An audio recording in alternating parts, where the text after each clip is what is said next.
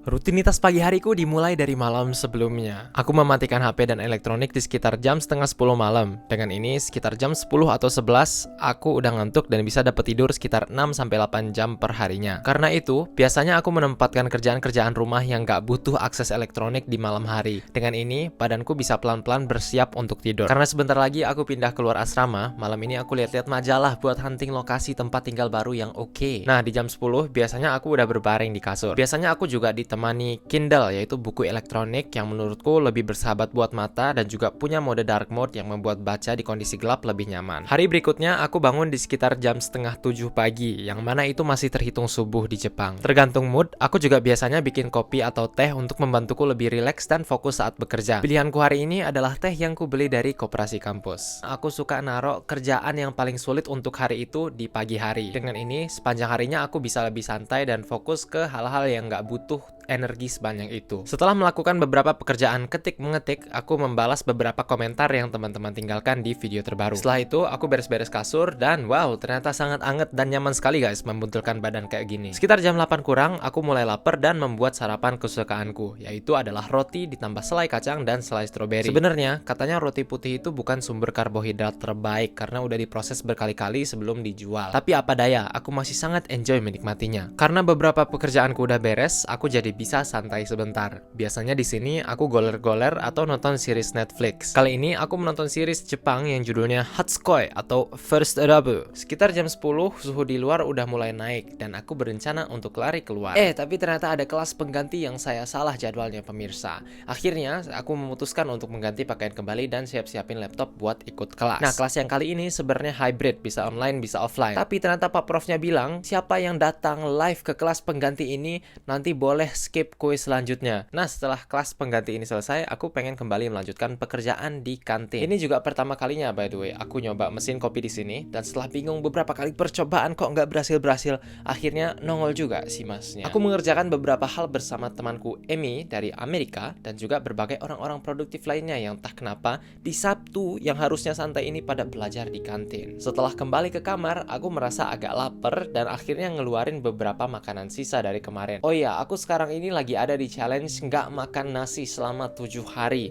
Tapi kayaknya challenge ini nggak bakal kulanjutin. Mungkin walaupun riset mengatakan bahwa nasi putih bukanlah pilihan karbohidrat tersehat, tapi menurutku di dalam nasi putih ini banyak banget elemen sosial yang terjahit bersamanya. Jadi ini adalah trade off yang aku buat, walaupun mungkin tetap ya makannya dijaga. Nah, sekarang ini aku lagi bikin roti panggang pakai telur soft boil. Caranya adalah rebus telurnya sampai sekitar 8 menit dan habis itu langsung ceburin ke air dingin biar proses masaknya berhenti. Setelah menikmati makanan yang lezat ini, aku jadi bingung mau ngapain. Tebak apa lagi yang akhirnya aku lakukan? Aku mikirin makanan lagi. Aku suka ngerencanain makanan apa-apa aja yang bakal aku bikin buat minggu ke depan. Meskipun aku merencanakan kira-kira makananku bakal seperti apa di minggu ke depan, pada akhirnya nanti apa yang aku makan gak harus sesuai dengan apa yang aku rencanakan. Rencana ini hanya membantuku biar nanti gak bingung dan gak procrastinate karena bingung mau masak apa. Aku sendiri pakai Notion buat bikin daftar ini. Kali ini yang temen lihat adalah aku menulis daftar mealnya di Notion. Jadi menjelang tahun baru ini Notion juga lagi bagi-bagi template gratis gitu. Nah, ini adalah salah satu yang aku pakai. Ini memang terlihat agak ribet kalau teman-teman lihat kayak begini, cuma pas sudah teman-teman coba klik dan main-main sendiri, nanti kelihatan bahwa ini ternyata nggak sesulit itu. Jadi di sini ada 2 halaman, yang satu itu adalah halaman buat daftar belanja dan yang satu adalah halaman untuk menu masakannya. Nah, kita masukin aja elemen-elemen di masing-masing halaman dan nanti pas kita kembali ke halaman utamanya, kita tinggal pilih kita mau menu apa dan otomatis nanti langsung muncul bahan-bahan apa aja yang kita perlukan dan itulah yang nanti akan dibelanjakan. Menurutku juga membuat daftar belanja seperti ini sangat-sangat penting karena supermarket itu bentuk susunannya dari orang pertama kali masuk sampai orang keluar lagi itu dibikin sedemikian rupa supaya tiap kali kita jalan, tiap langkah kita melihat hal baru, kita jadi pengen ngambil hal baru itu. Aku sadar bahwa budgetku terbatas, jadi supaya aku nggak terlalu kebablasan, aku punya daftar ini. Dengan ini aku nggak beli hal-hal secara impulsif dan nantinya menyesal pas udah sampai rumah lagi. Berkaitan dengan challenge nggak makan nasi yang tadi sempat aku sebutin, malam ini aku jadi mau coba bikin kentang. Tapi karena kayaknya kekurangan kentang, akhirnya aku ngehubungin teman satu lantaiku yang punya stok kentang banyak banget. Tapi sayangnya dia sekarang lagi nggak ada di asrama. Untuk kegiatan kayak masak dan cuci piring, ada saat-saat dimana aku mindful, cuma fokus ke apa yang kulakukan. Tapi ada juga hari-hari dimana aku menggabungkan hal-hal yang biasanya aku malas lakukan. Dan karena sebentar lagi aku mau ada ujian, jadi aku sekarang nonton video tentang consumer price index untuk mata kuliah pengenalan ekonomi. Nah, makan malam kali ini adalah kentang goreng pakai keju dibarengi oleh ayam jamur. Setelah perutku terisi, aku lanjut belajar. Aku juga mengambil catatan-catatan kuliahku di aplikasi Notion. Ini dari dulu aku lakukan. Kayak yang teman-teman lihat di sini, ada hub universitasku atau pusat yang berkaitan dengan hal-hal yang berbau universitas, di mana aku nyimpen catatan dan beberapa file yang berkaitan dengan kelas. Kemarin aku sempat izin ke Korea buat ikut lomba, di mana juga aku ketemu Safiera di sana. Aku sekarang coba ngerjain ketinggalan dengan menyusuri intisari topik-topik yang ada di bab terakhir yang aku ketinggalan. Dimana biasanya caraku mencatat bukanlah kayak secara kronologis A, B, C, D, E, F, G, tapi aku membaginya jadi 3 kolom kayak begini. Yang pertama adalah konsep utama, yang kedua detail penting,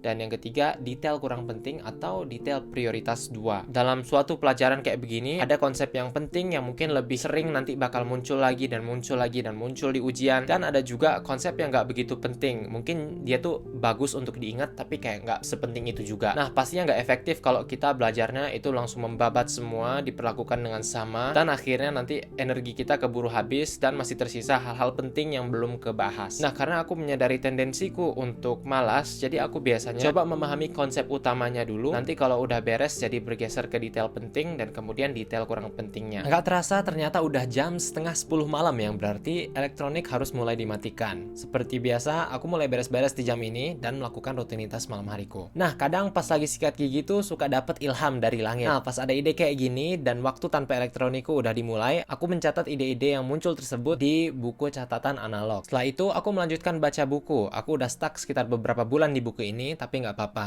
Tiap buku ada waktunya hilang dan timbul di hidup kita. Besok paginya, aku buka gorden dan wow, ternyata dunia luar sudah diselimuti salju. Aku nyuci baju sekitar sekali seminggu, dan senengnya di sini adalah karena udah ada mesin pengering, aku udah nggak perlu nyetrika kebanyakan pakaian lagi. Setelah itu, aku lanjut mengerjakan hal tersulit pada hari ini, yaitu adalah review buat kelas. Nah, pagi ini aku masih juga belajar pengenalan ekonomi. Kenapa aku semangat banget pelajarin mata kuliah ini? Jawabannya adalah karena di antara mata kuliah lainnya yang tersedia buatku di semester 1, ini kayaknya yang harus terus aku review berkali-kali. Dan yang terpenting, ini juga ada kaitannya dengan jurusan terbaruku. Kayaknya nanti di tahun kedua aku pengen ngerucutin jurusanku ke ilmu ekonomi. Karena itu, sebelum aku belajar mata kuliah seperti makro dan microeconomics, econometrics, dan semacamnya lebih dalam, aku pengen pastiin konsep-konsep fundamental yang ada di pengenalan ekonomi ini udah aku sikat habis. Kalau misalnya aku udah tahu konten dari suatu bab itu seperti apa, aku coba langsung melakukan mind mapping. Mind mapping ini aku tulis aja sepengetahuanku tanpa ngeliat contekan. Ini penting karena otak kita itu bakal nginget materi yang dipelajari saat ia bekerja keras untuk menjemput informasi tersebut dari bagian otak kita yang terdalam. Nah, di akhir baru aku cocokin dengan catatan yang udah ada, dan kalau misalnya salah-salah, aku tandain dalam kasus ini dengan warna abu-abu. Bagiku penting kalau misalnya ada salah, jangan dihapus. Dengan ini aku selalu tahu kemarin itu aku sempat salah di mana, dan aku bisa lebih menghindari membuat kesalahan di titik yang sama. Setelah selesai review, aku lanjut nyemil selai kacang. Di minggu pertama setelah mulai challenge tanpa nasi ini, aku merasa diriku jadi lebih tinggi dorongannya untuk nyemil dan makan manis-manis. Karena udah lewat 1 jam dari waktuku bangun tidur, aku sekarang boleh cek HP dan balas email, WA, cek IG, dan lainnya. Ternyata pas aku lagi ngelipat hasil cucian, kucing bernama Beethoven ini datang untuk ngintip dan kayaknya lagi kedinginan di luar. Sayangnya di negara-negara Asia Timur kayak Jepang dan Korea ada aturan cukup ketat soal ngasih makan dan juga menerima kucing di pemukiman umum. Agak beda sedikit ya sama di Indonesia atau di Turki. Jadi kata orang sini adalah kalau kita asal ngasih makan atau nerima kucing, kucing tersebut bisa bertahan dan berkembang biak tak terkontrol yang akhirnya menimbulkan masalah yang lebih besar lagi. Misalnya kucingnya overpopulasi, terus jadi banyak yang ketabrak di jalanan, timbul penyakit-penyakit dan semacamnya. Jadi yang boleh ngurus kucing di sini cuma orang-orang tertentu aja. Karena itu Miane Beethoven. Nah, kalau teman-teman jadi aku dengan pengetahuan akan peraturan baru tadi, kira-kira apa yang bakal teman-teman lakukan? Silahkan komen di bawah. Aku juga saat ini lagi mengikuti grup coaching session untuk membantu melancarkan targetku lari full marathon 42,195 km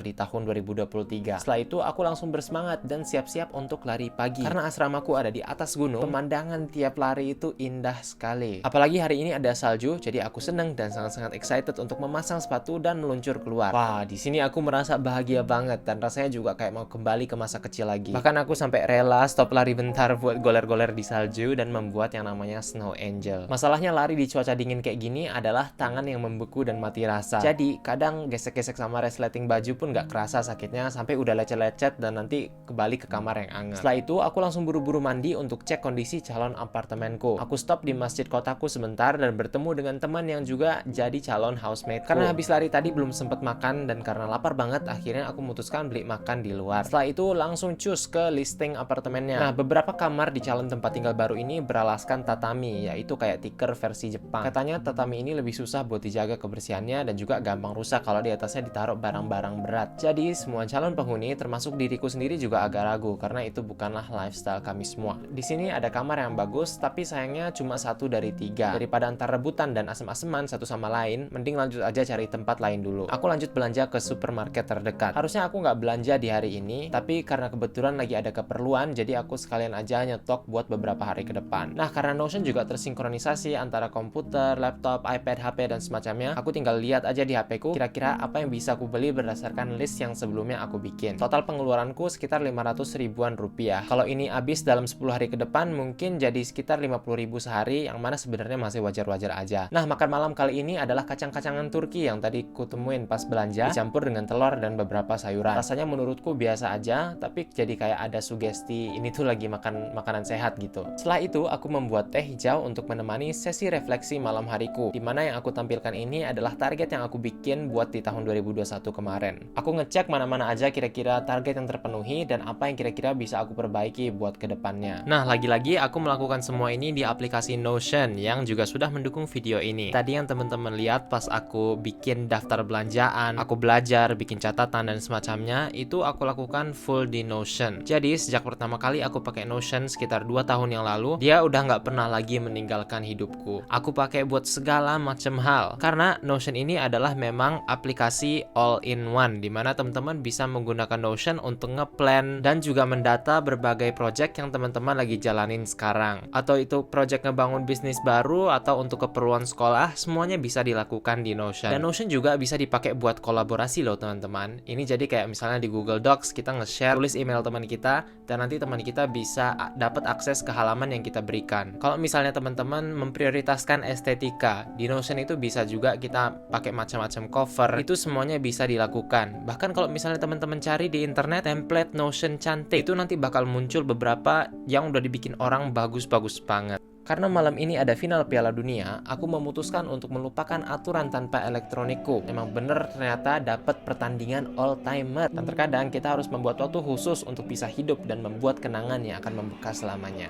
Siap Bang Cahit. Terima kasih dan sampai jumpa pada video berikutnya. Who scored again?